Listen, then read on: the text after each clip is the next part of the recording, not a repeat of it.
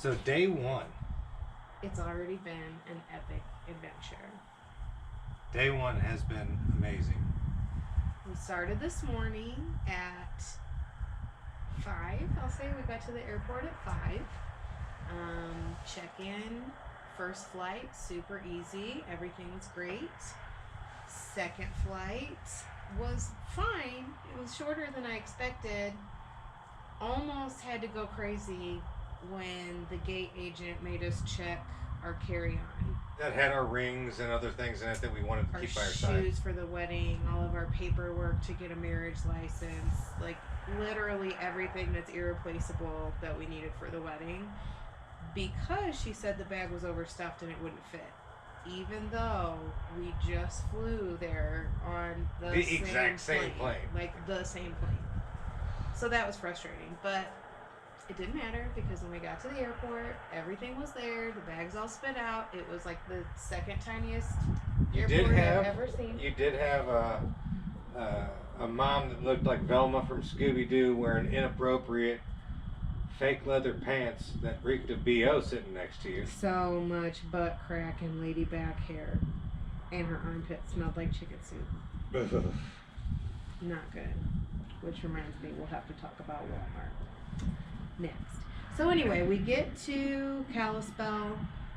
We get the bags. Everything's good until we get to the rental car counter. Now, let's backtrack in case future John and Kelly or friends watching this aren't aware. We kind of made a rookie mistake when booking this trip and just thought we had everything all planned out. So we booked our flight here and then booked the rental car before booking our flight back. And because rental cars were so slim. So scarce. So it was like, emergency, we have to book a rental car. And by the time, like, the next day, I mean, this was all still within, like, a day and a half of us booking the rental car. When we went to book our flight home, we realized that an airport, I mean, equidistant to where we're ending the trip from where we had originally planned to fly home from. Oh, flipping steaks, babe. We're having steak for dinner tonight. Anyway, though, we signed up for our rental car and prepaid it to save money with the wrong drop-off destination. So John called the following week and the person on the phone told him absolutely do not try to modify the reservation online because we would lose our rental, and the rentals are so scarce out here this time of year that we would just not have a car. So they told us to wait until we got to our destination and had keys in hand and then say, oh, by the way, I need to change my drop-off point. So that's what we did. And the giant man working at the rental car counter told us, who smelled a little bit like Cheese Whiz. Yeah, there's not good body odor situation going on out here for us so far. Large people, very large people. Large people, and or people wearing pleather pants. Not that an airplane. Not that everyone here is very large people. No, the very large people that we've encountered don't smell good. Don't smell good. Don't smell good. Which is okay. But anyway, so the large man behind the Avis counter told us that we could not change our drop-off destination because all of the cars were all the way booked up. So it's only been a day. We haven't really researched this yet, but at this point we're thinking we may or may not have to drive the rental car to where we originally booked to drop it off at. 3 hours away. 3 hours away from where we're actually flying home from, and then get another rental car to if drive. They have one to drive to the airport we're actually flying home from. We got 2 weeks to figure it out. Yeah, whatever. We're gonna get home, but I'm not sure how yet. So it's cool. We might live here now. Anyway, get to the car. It's beautiful, very nice. There's like 5,000 miles on it. We turned over 5,000 miles. 2019 Suburban. Loaded, beautiful, much nicer than the cars we drive at home. Yep. Pretty nice. It's also the length of a semi-trailer. It's humongous. We could clearly put a queen-size air mattress in the back of this thing and saved ourselves thousands of dollars on lodging on this trip. I'm not above sleeping in a car. I'm not. What else? What happened then? Well, after we got the car, we left there and we came. Well, we stopped by the stores. No, we came. No, we came here first. So we drove to this Yeah. cabin, which I cannot say enough amazing things about. I wish that this lady was a corporate hotel chain and that I could only stay in her places for the rest of my life. Amazingly clean. I'm Pristinely clean. ashamed of what our house looks like. Like, this porch is so clean. I'd lick it. I'm not going to, but I would. And Without a second thought. every single thing has been accounted for. Like, spices are in there. Yeah, Plates, it's not your bowls, typical Airbnb. It's all of the dishes paper plates.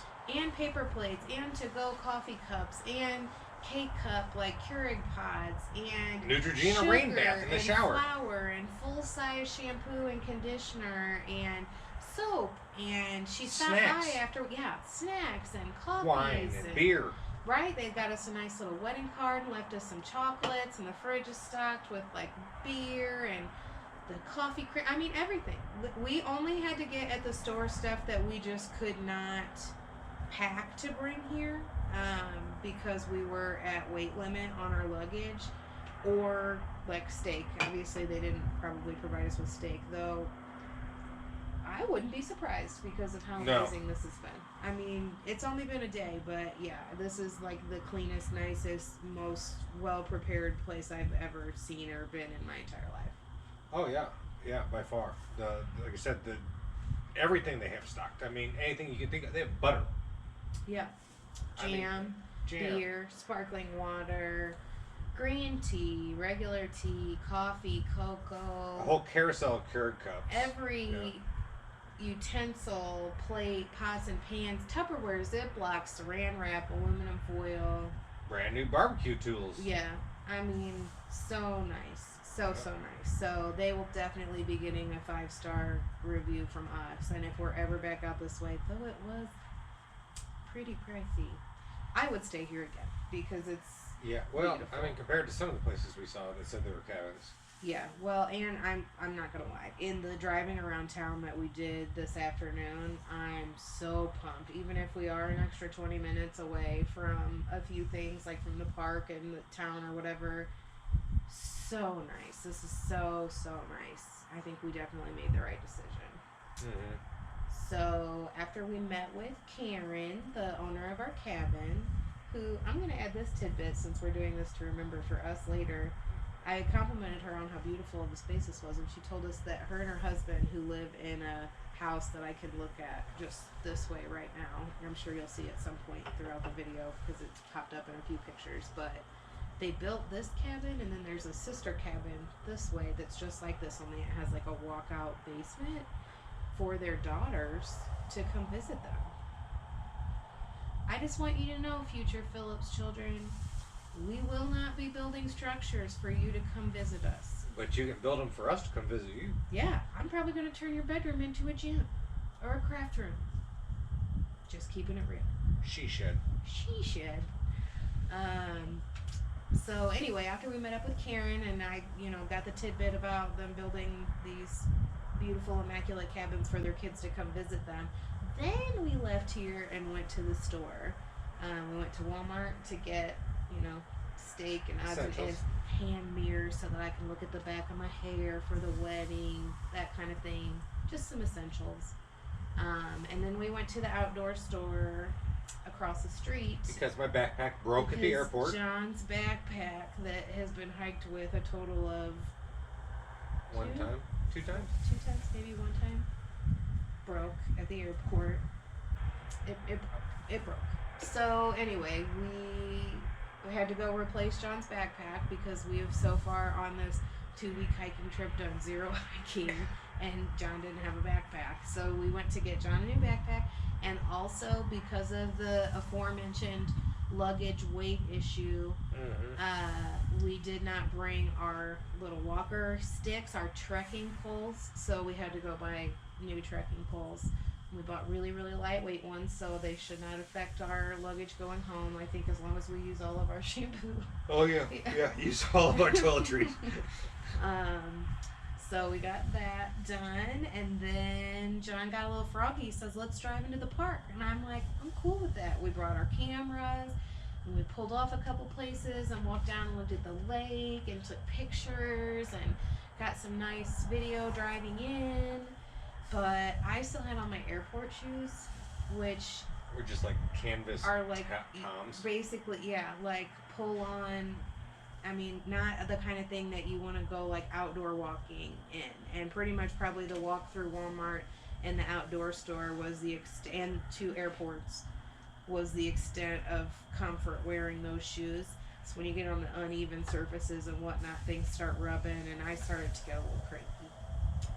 So we did get some really beautiful photos, and I think that we, got a decent amount of time in the park for the first day, considering when we got into town and everything. So yeah, it was beautiful. We stopped at a country store on the way back. Got some really overpriced Huckleberry jam so that we could try it. $9 jam. $9 jam. Jar this big. Like a sampler jar. Yeah. In the future, again, maybe that's not outlandish. Maybe we shouldn't buy it from a It's gas basically station. a gas station. I'm gonna call it a country store, but it was a gas station. The lady working there was missing teeth, and the bag that we brought our goodies home in smelled like old French fry oil. So, whatever. Also paid $6 for a small bottle of A1, but I have to have it, so whatever. We left that store and then drove back to the cabin, where we finally just got everything kind of unpacked-ish and settled in, and got the dress hung up and the suit hung up. And my next adventure is figuring out how to use a steamer and locating the iron that I know Karen has equipped us with in this house. But all that's not happening until I get some beef in my tummy. A little bit of beef. And we do have full laundry here in the garage. We have a full garage. Yep. However, we have a fuller SUV, which doesn't really fit in there. it could, but we wouldn't be able to use the washer or dryer, or probably open the door to leave the garage. Yeah. Well, and it's just a little sketchy, and I don't want to damage either the rental car that we don't own or the washer and dryer that we don't own. So let's just let that rental car get dirty. Yep. That's my thought. I'll tell you what, though, we're gonna sleep good tonight. It's been a long day, but it's been a great day. So far, we're having a really good start, I think, to the trip, and I'm so excited to see what's to come. And I hope that we continue to remember to do this at least at high points. I don't know if we're going to do it every night. We're doing it every day. So that we can try to remember these memories and these stories. Did we forget anything from today?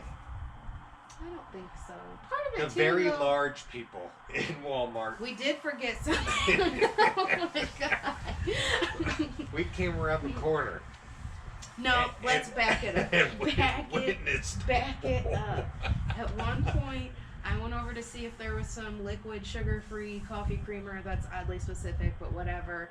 And when I came back around the corner, I was in an aisle that I was just like, what is this putrid, horrible, like gag you, it singe your nose hairs, awful, awful smell.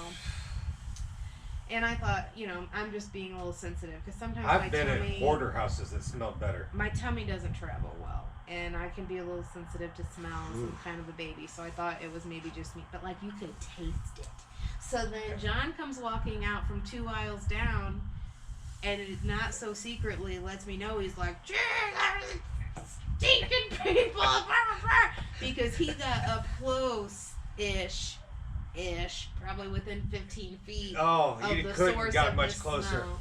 And it was 2 very large people, and Very, I am not shaming very large large people, people. because we used to be /are Large people. we're chunky people. We're Yeah. not little skinny No, minis. we're talking a solid 4 of These me. were big people. Yeah. Like, I mean, tall and large. Sweating. Very Profusely. sweaty, and that happens. And I don't think that was the source of this smell. I think that we were doing. We saw the source.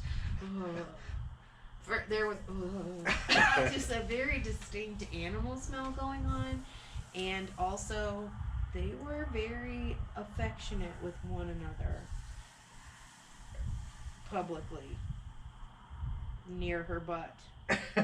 with his whole hand. And Like I'm his not wrist talking- was gone. I'm not talking like squeeze a little tushy, like a playful little smack on the tush. Like this was.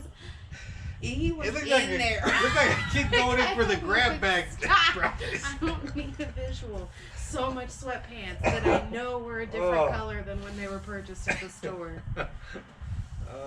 I mean, we've had beautiful memories, a lot of great scenery. Crisp, you can smell the pine trees when you're in the park and the fresh water, and it's so clear, and the beautiful breeze, and the temperature's perfect. And We there's stopped no and tasted humidity water from Glacier's runoff. Yeah, it was amazing.